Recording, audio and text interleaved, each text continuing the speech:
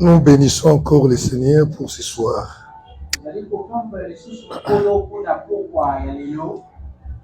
Alléluia. Amen.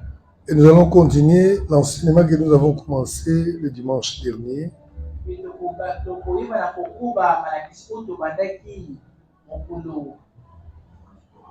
Dimanche dernier, qui a été intitulé « Devenir un serviteur utile aux yeux de Dieu ».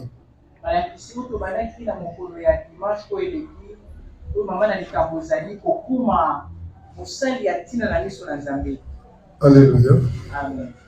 Et nous avons parlé de beaucoup de choses, de tout commence d'abord par appel, c'est le Seigneur qui nous appelle.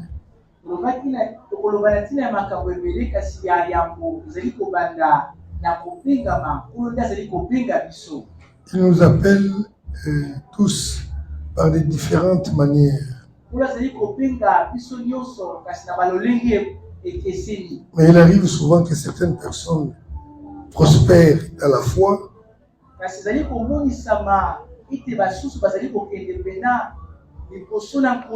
et d'autres ne prospèrent pas. Et ils deviennent inutiles devant le Seigneur parce qu'ils ne sont pas utilisés par le Seigneur. Cependant, nous avons vu que le Seigneur nous appelle tous au point d'égalité.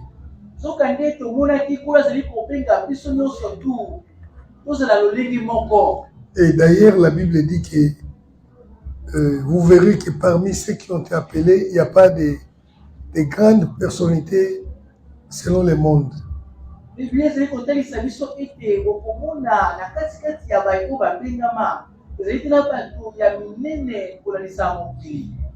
Mais le Seigneur choisit le faible.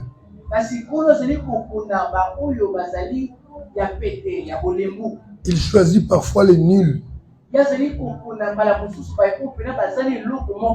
Les gens de paix d'instruction. Et quand il les appelle, il les rend utiles. Alléluia. Amen. Et nous avons vu comment le Seigneur le fait.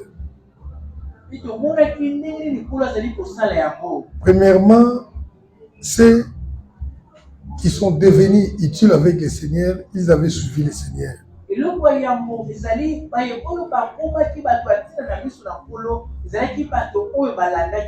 En suivant le Seigneur, ils ont été formés par le Seigneur.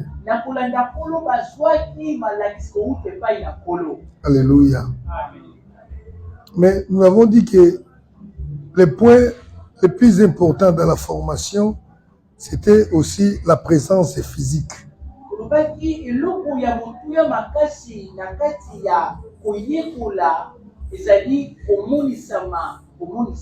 Les disciples marchaient avec le Seigneur, ils voyageaient de village en village.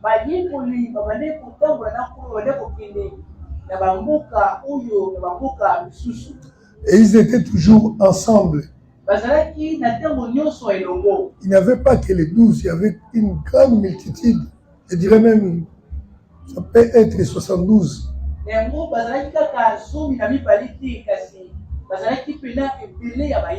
y avait aussi les femmes qui les accompagnaient. Donc l'élément important, c'est qu'ils étaient toujours ensemble avec lui. Et là, nous avons dit que si nous voulons être formés par le Seigneur, soyons présents dans les activités de l'Église.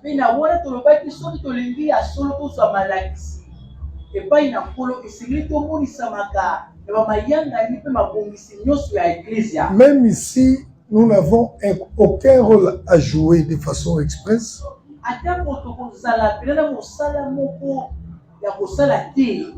Mais notre présence est toujours instructive. Parce que nous allons voir comment les autres font et nous serons aussi formés à partir de ça.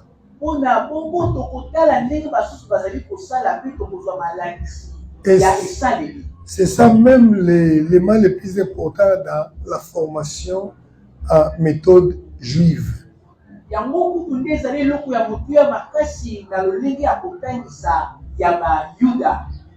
Elle est différente de la méthode grecque. Et cette méthode qui gouverne le monde d'aujourd'hui.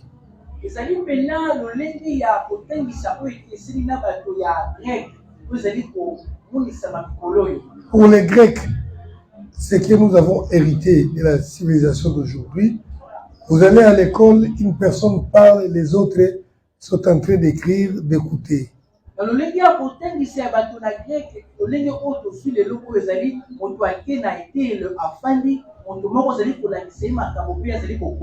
C'est ce que nous voyons dans les écoles, dans les universités.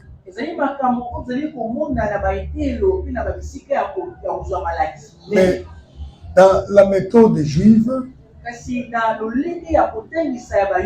il y a un maître qui travaille avec les apprenants, avec les élèves.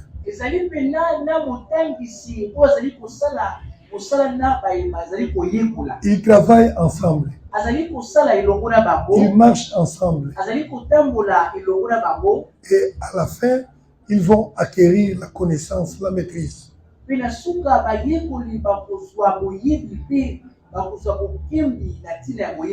je pense que cette méthode-là est la plus efficace pour une formation.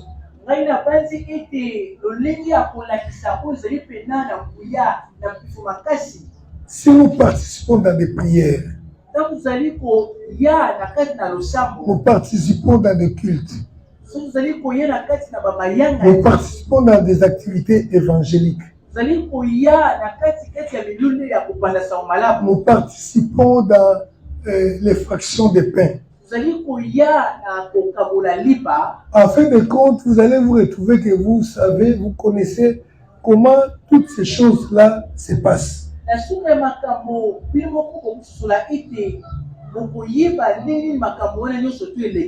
Alléluia. C'est en ce moment-là que vous écouterez aussi les instructions. Et quand vous les mettez en pratique, là, vous êtes en train d'acquérir les compétences. Alors, une personne peut être appelée par le Seigneur. Mais s'il ne sera pas disponible pour être présent dans les activités du Seigneur,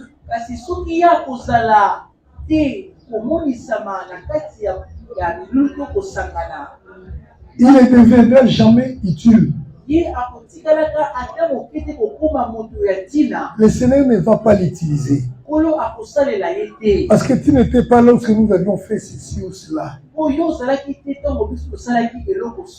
C'est clair que vous ne connaissez pas ça. Alléluia. Amen. Donc là, c'est le premier point. Suivre Jésus-Christ pour qu'il te forme, qu'il fasse de toi un pécheur d'homme.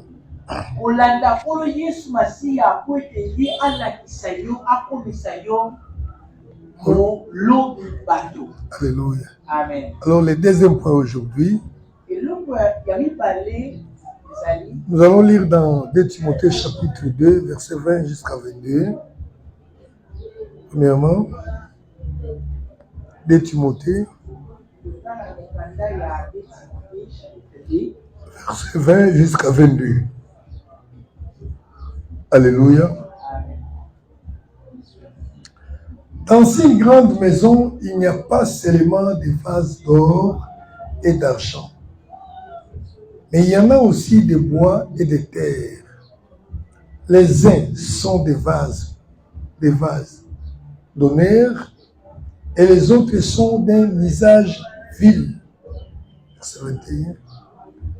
Si quelqu'un donc se conserve pur, en s'abstenant de ces choses, il sera un vase d'honneur, sanctifié, utile à son maître, propre à toute bonne œuvre. Verset 22.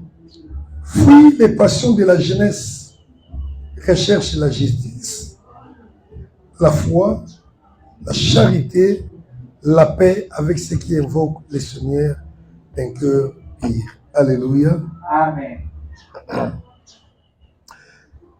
Quand je lis ces versets, en tout cas, ça me réconforte souvent.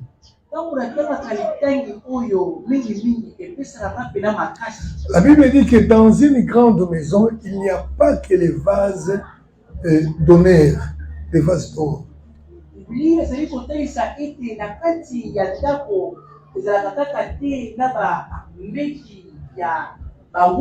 Dans nos maisons, nous avons des vases, peut-être en plastique. Nous en avons aussi en métal. Nous en avons aussi en porcelaine. Alléluia. Et dans des maisons des gens qui ont beaucoup d'argent, on trouve quand même des vases d'argent et aussi d'or.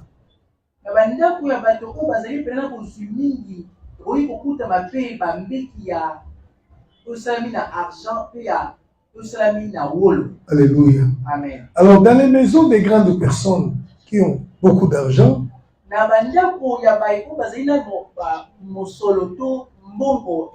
Bible nous renseigne que même si une personne a beaucoup d'argent qui lui permet d'acheter de l'or ou de l'argent, mais vous trouverez quand même dans sa maison certains vases qui pourraient être en plastique, peut-être même en bois.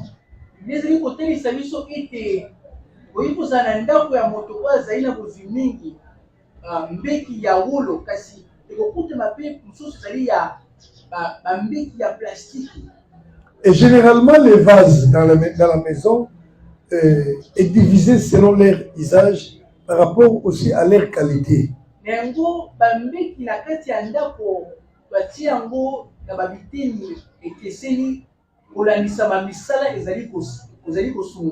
Alléluia. Amen. Par exemple, chez moi, nous avons un vase qui nous sert pour les bains en plastique, que nous mettons dans la salle de bain.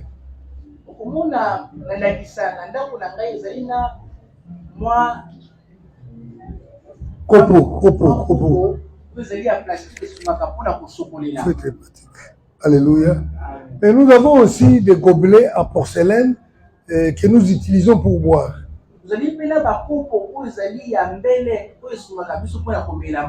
Alléluia.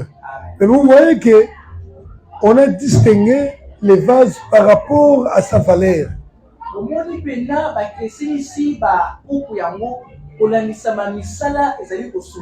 Je ne prends pas un vase en porcelaine pour aller se baigner avec ça dans la salle de bain.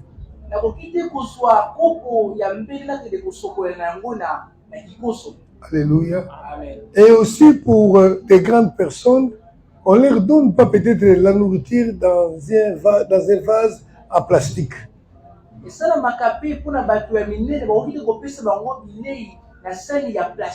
Alléluia. Amen. C'est comme ça que le Seigneur considère ses serviteurs dans sa maison. Il y a des serviteurs qui sont pour des activités d'honneur. Il y a des serviteurs qui sont aussi d'usage vil. Alléluia. Amen. Mais ce qui est important ici, c'est qu'auprès du Seigneur, il ne détermine pas à l'avance que cette personne sera une personne d'honneur et telle autre ne sera pas une personne d'honneur.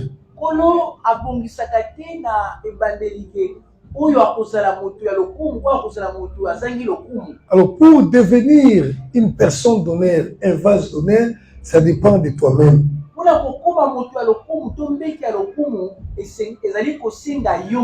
Alléluia. Amen. Voyez-vous qu'auprès du Seigneur, il n'y a pas de l'injustice.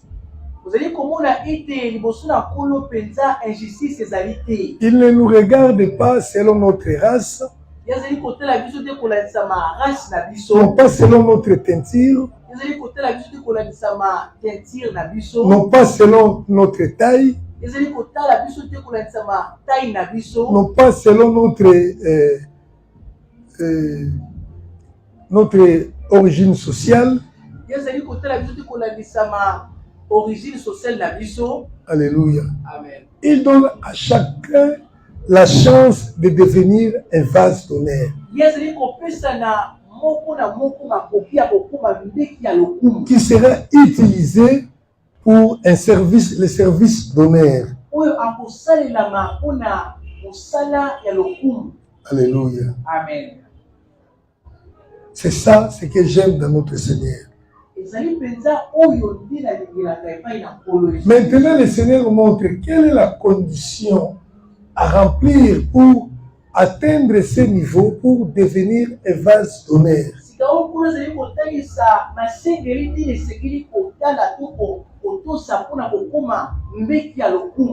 Alléluia. Amen. C'est le verset 21 qui nous renseigne. 1 Timothée 2, 21.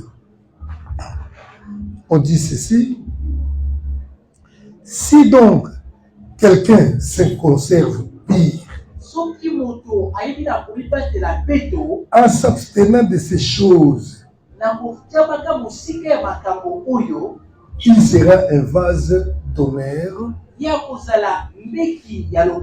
sanctifié, utile à son maître, propre à toute bonne œuvre. Alléluia. Amen.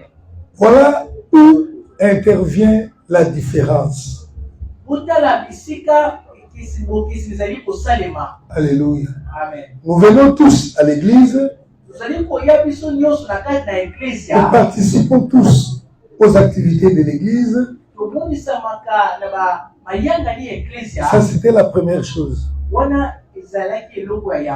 Mais la deuxième, et ce n'est pas de moindre, la chose la plus importante. La Bible dit, si quelqu'un se conserve pire, la sanctification, c'est cette personne que le Seigneur va utiliser. Alléluia. Amen. Une personne qui s'abstient du péché, qui vit loin des chouïrs du monde. Cette personne va avancer avec le Seigneur. Alléluia. Amen. Le Seigneur ne peut pas t'utiliser aussi longtemps que tu vis encore dans les péchés. Voilà pourquoi il dit, si quelqu'un se conserve pur, il voit les mensonges, il évite. Il voit l'impudicité, il évite. Il voit les vols, il évite. Les querelles, il évite. Alléluia. Amen. Une personne qui se sanctifie, le Seigneur voit que cette personne est prête à être utilisée.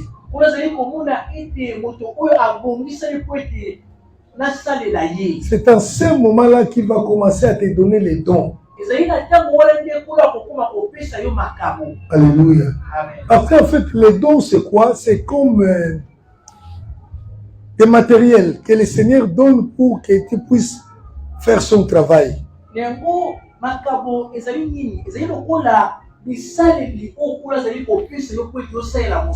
Alléluia. Amen. Donc, il a vu déjà la sanctification dans toi. Il va se disposer maintenant à te donner ce dont tu as besoin ou tu auras besoin pour son travail.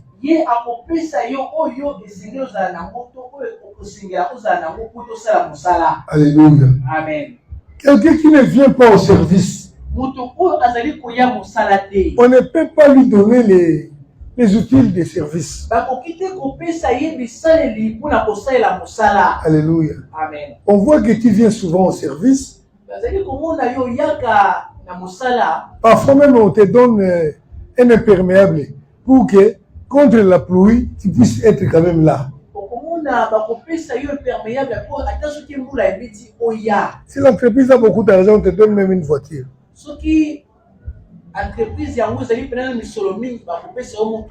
Pour tes déplacements. Alléluia. Amen. Le Seigneur nous donne les dons. La Bible dit c'est pour l'utilité commune, donc de la communauté.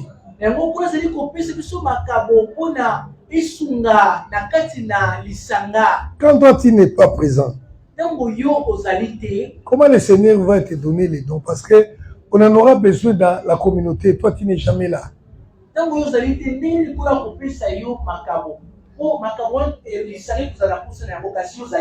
Alléluia. Amen. Quand nous avons besoin, on est ensemble dans la prière. Le Seigneur sait que toi, tu es toujours là et que tu te sanctifies. Il peut donner, par exemple, les dons de prophétie pour aider l'Église pendant la prière.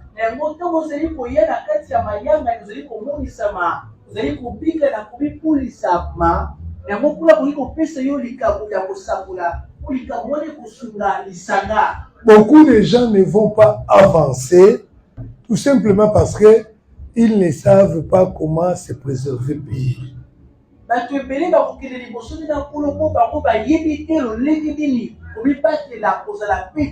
Alléluia. Amen. Voilà la suite de ces versets. Au verset 22, nous allons lire encore quelque chose qui nous ouvre encore l'intelligence.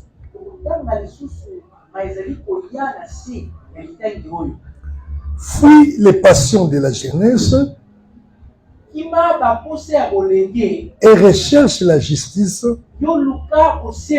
la foi, la charité, la paix, avec ceux qui invoquent le Seigneur d'un cœur pur.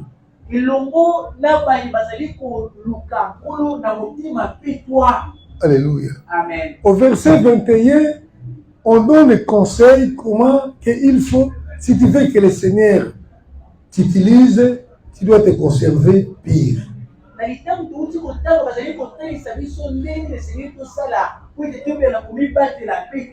Alléluia. Amen. Au verset 21, on nous montre pour être utile devant Dieu, il faut se conserver pire.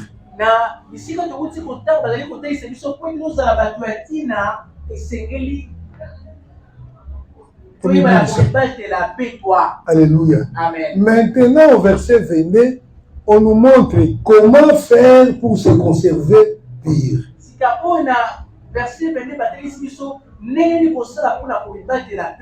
Alléluia. Amen. Voilà, on dit ceci.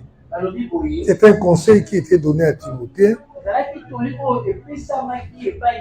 parce qu'il était jeune. On dit, fuyez les passions de la jeunesse. Alléluia. Amen. Kima kilelo. Parce que la jeunesse a ses envies. Peut-être elle voudrait qu'on parle de lui. Se faire voir. Alléluia. Amen. Ça a beaucoup de désirs. Si tu te laisses dans ces passions-là de la jeunesse, le Seigneur ne va pas t'utiliser. Alléluia. Amen. La jeunesse aime la mode.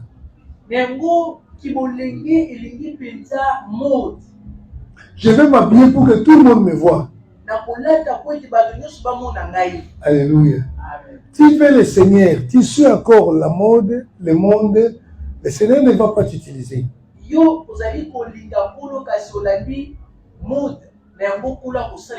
y a beaucoup de choses qu'on est en train de dire à propos de la passion, des passions de la jeunesse.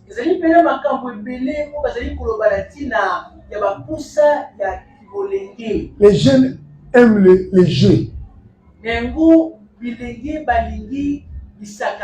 Les jeux vidéo, par exemple. Alléluia. Et la plupart de ces jeux-là sont, j'allais dire, fabriqués ou montés dans des maisons parfois sataniques. Le temps que vous passez dans les jeux-là, les diables vous envoûtent. Les diables vous suivent. Vous ne serez jamais pire devant Dieu et le Seigneur ne va pas vous utiliser. Il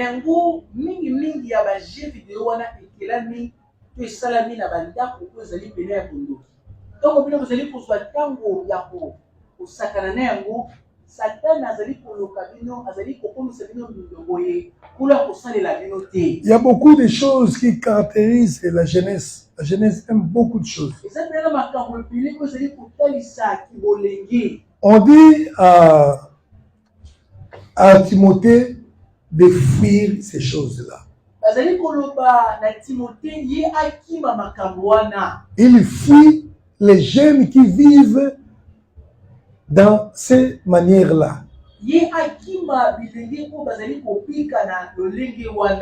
Mais qu'il cherche des compagnons, des amis qui vivent dans la justice.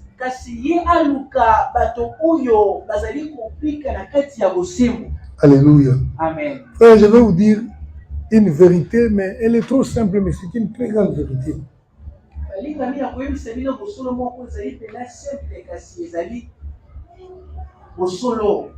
Alléluia. Amen. Les jeunes qui aiment aller vivre avec les jeunes qui ne connaissent pas Dieu.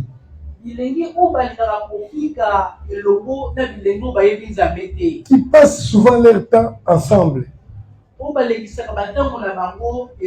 Vous êtes là avec eux. Parfois, ils sont en train de discuter sur le football.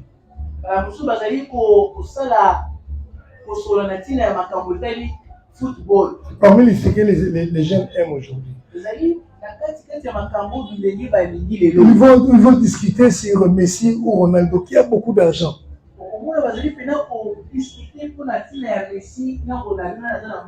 Et quand vous êtes ensemble avec eux, ce qui se dégage là, c'est une atmosphère qui est contre la sainteté.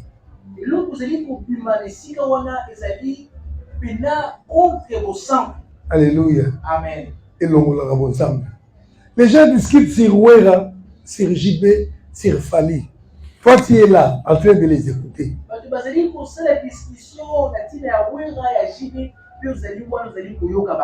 Les gens sont là en train de discuter sur la politique. Il y a des gens qui s'insultent, qui sortent des bêtises de leur bouche. Et tu es là, tu écoutes. Moi, j'entends simplement.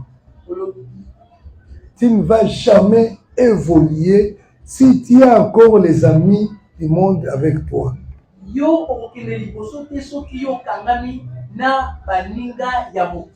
Alléluia. Amen.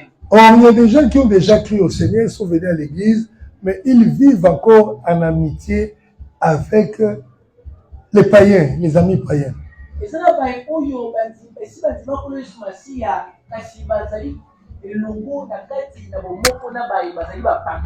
Nous, on a fui les amis là.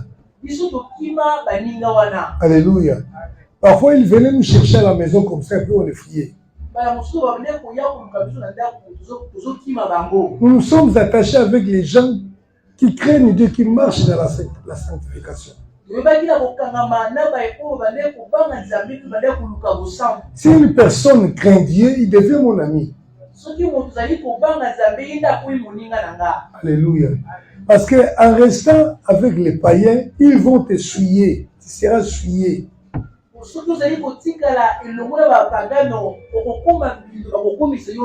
Tu ne te conserveras jamais pire.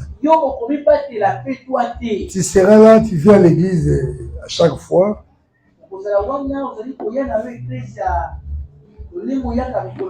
Mais le Seigneur ne t'utilise pas. Alléluia. Il faut vraiment accepter, soit de sacrifier les amitiés là.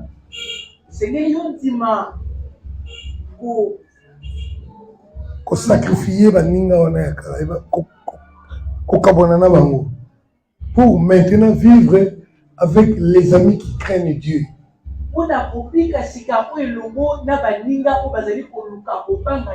Même s'ils n'ont pas de l'influence dans les quartiers. Même s'ils n'ont pas l'argent. Mais même s'ils ne sont pas connus, cherche à vivre avec ces gens-là. Alléluia. Donc, vous comprenez que pour se préserver pire, ça demande aussi de vivre dans un environnement pire. Avec des compagnons pires. Qui vivent dans la justice. Dans la foi. Alléluia. C'est les conseils qu'on donnait à Timothée. Il était déjà devenu serviteur de Dieu. Et l'apôtre Paul lui dit, si tu te conserves pur, le Seigneur va t'utiliser. Il va te donner les dons. Et pour cela, fuis les passions de la jeunesse. La meilleure façon de fuir les passions de la jeunesse, c'est s'attacher avec les amis qui craignent Dieu. Ceci ne concerne pas seulement la jeunesse. Ça concerne aussi les mamans. Alléluia. Ça concerne aussi les papas. Tu ne peux pas avoir des amis soulards. Tu ne peux pas vivre avec les amis qui sont connus dans les quartiers comme étant des impudiques.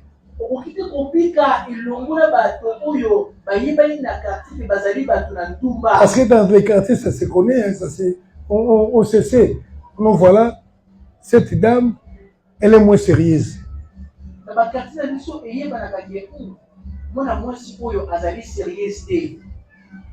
Ça se connaît que ce papa n'est pas sérieux. Donc il faut éviter tous les compagnons mauvais.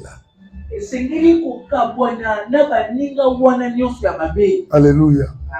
La Bible dit, ne vous y trompez pas, les mauvais compagnons corrompent de bonnes mœurs.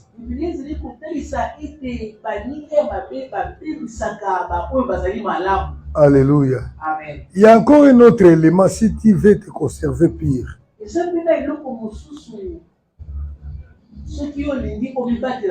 Là, nous avons parlé des compagnons comme des amis.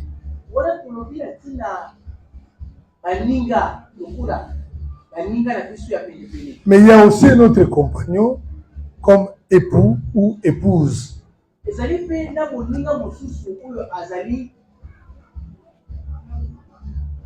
Moi, si ton mobile est libala. Alléluia. Amen. Nous allons lire dans 1 Roi chapitre 16,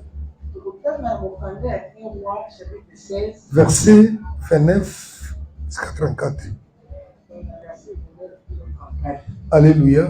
Amen. Akab, fils d'Omri, régna sur Israël la 38e année d'Asa, roi de Juda.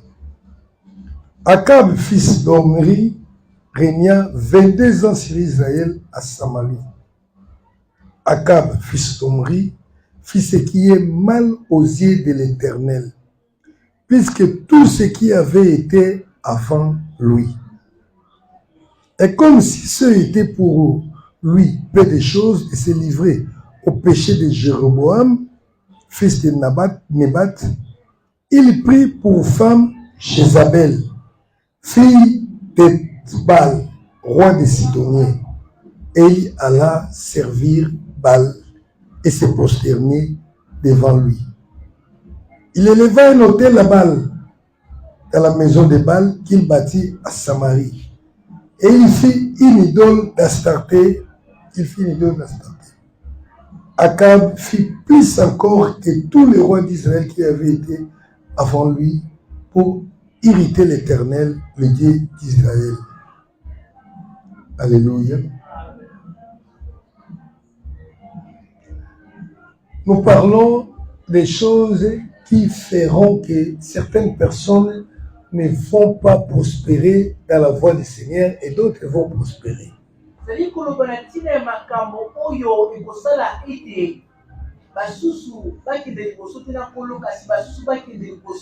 Se conserver pire. En vivant dans un environnement de pureté. Avec les amis purs. Et aussi en s'alliant avec une femme pire, une femme sainte.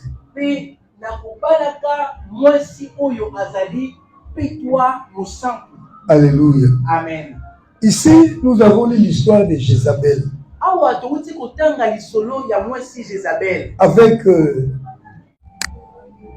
nous bénissons encore le Seigneur pour ce soir.